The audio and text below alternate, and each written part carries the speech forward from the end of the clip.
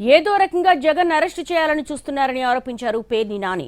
అందులో భాగంగానే ఎక్సైజ్ శాఖలో ఎండీగా పనిచేసినటువంటి వాసుదేవరెడ్డిని బెదిరించి తప్పుడు స్టేట్మెంట్ తీసుకున్నారని చెప్పారు. అమాయకుల పేర్లు చెప్పి జగన్ను ముద్దాయిగా చేయాలని చూస్తున్నారని ఆరోపించారు పేర్ని నాని.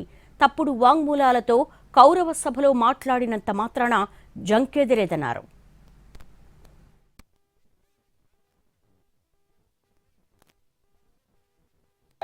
ఎక్సైజ్ శాఖలో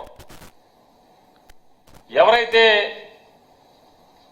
ఎండీగా పనిచేసినటువంటి వాసుదేవరెడ్డి గారు ఉన్నారో, వాసుదేవరెడ్డి గారు 3 సార్లు కోర్టులో పిటిషన్ దాఖలు చేశారు.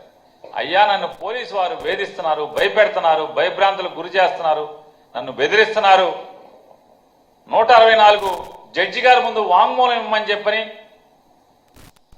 తప్పుడు వాంగ్మూలం ఇమ్మని చెప్పని బెదిరిస్తున్నారని చెప్పని వాసుదేవరెడ్డి గారు ఎవరైతే 2019-24 మధ్యలో బెవరేజెస్ కార్పొరేషన్ ఎండీగా చేశారో, ఆయన సాక్షాత్తు హైకోర్టు న్యాయమూర్తులకి విన్నవించుకుంటే ఇవాళ అతన్ని అదిరించి బెదిరించి లొంగ తీసుకుని 164 స్టేట్మెంట్లు ఇప్పించి మీకు కావాల్సినట్టుగా ఒక తప్పుడు కేసులో ఏదో రకంగా ఎవరో ఒకరిని అరెస్ట్ చేయాలి, వైఎస్ఆర్ కాంగ్రెస్ పార్టీ వాళ్ళని, ఏదో రకంగా జగన్మోహన్ రెడ్డి గారిని అరెస్ట్ చేయాలి.